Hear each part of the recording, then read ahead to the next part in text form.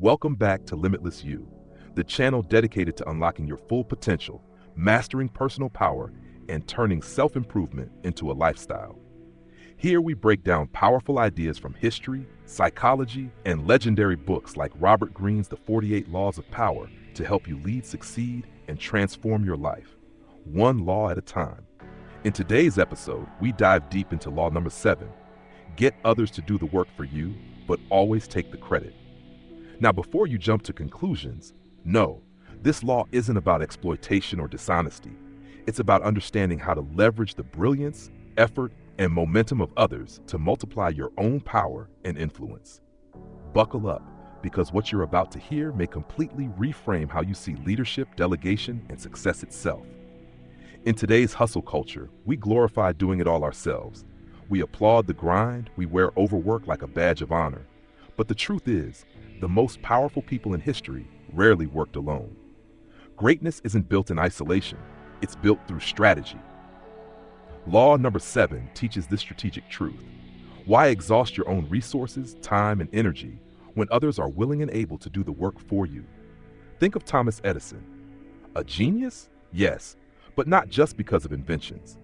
Edison was brilliant at assembling teams of engineers, thinkers, and craftsmen. While his name went on the patents, it was his team who often did the day-to-day experimentation. He orchestrated the work, and in doing so, he owned the credit. In essence, law number 7 is about vision, delegation, and control. You don't have to do everything, but you do need to know what needs to be done and who can do it better, faster, or smarter than you. Delegation is not weakness, it's power. Think about a chessboard. The king never moves far, but the pawns, knights, bishops, they do the heavy lifting. A wise king uses his forces with precision. You must learn to trust people to do what they're good at, while you focus on what only you can do. Strategy, vision, presence, direction. Imagine you're building a business. You don't need to be the coder, the designer, the copywriter, and the marketer all at once. Instead, gather talented individuals, empower them, let them shine, but stay at the center of it all. Guide the mission, set the tone. Great leaders don't just work hard, they work smart. They build powerful teams, and they keep themselves free to move, think, and lead. Most people are raised to believe, if you didn't do all the work, you don't deserve the credit. But let's look deeper. In real life, the one who brings the vision to life, the one who initiates, organizes, and takes responsibility, is the one who earns the reward. Being in charge means you take the heat when things fail, but also the spotlight when things succeed. Look at Steve Jobs. He wasn't the best engineer.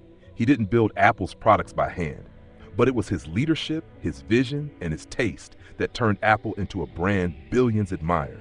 He got others to do the work, but the world gave him the credit, and rightfully so, because he created the system. Ask yourself this: am I trying to prove how hard I can work? Or am I trying to build something greater than myself? Let's clear something up. This law is not a license to steal ideas or trample on people. There is a difference between leverage and theft, between leading and taking advantage. Power gained through manipulation is always temporary, but power built on vision and strategic use of resources, including human resources, is sustainable. If someone on your team shines, spotlight them, but as the leader, take the credit for bringing the right people together, for seeing the bigger picture, for making it happen. That is not arrogance. That is ownership. And it's exactly what high-performing individuals and elite leaders do. They own the vision and the results, even if they didn't write every line of code or hammer every nail.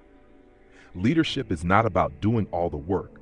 It's about getting the work done at the highest level.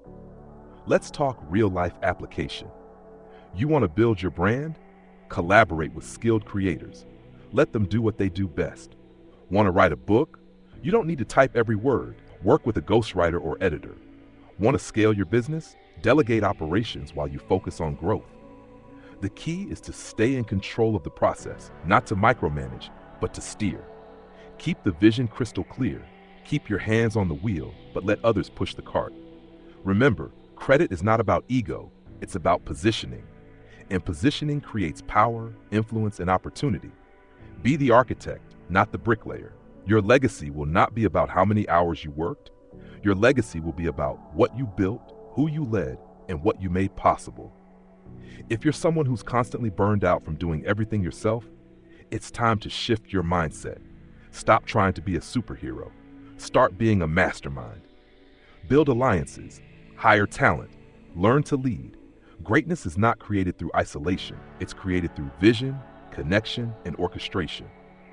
When you move from effort to influence, you unlock the next level of your life. And that is the essence of Limitless You. To live without limits, you must stop measuring your worth by how much you do and start measuring it by how much you create. Thank you for watching today's episode of Limitless You. If this message resonated with you, if you feel inspired to stop grinding and start building, to stop doing and start leading, then this channel is for you. Help us grow this movement. Hit that like button to let us know you're with us. Subscribe for more powerful insights every week, and share this video with someone who's ready to rise to the next level of leadership. Until next time, keep growing, keep leading, and remember, you are more powerful than you think. This is Limitless You.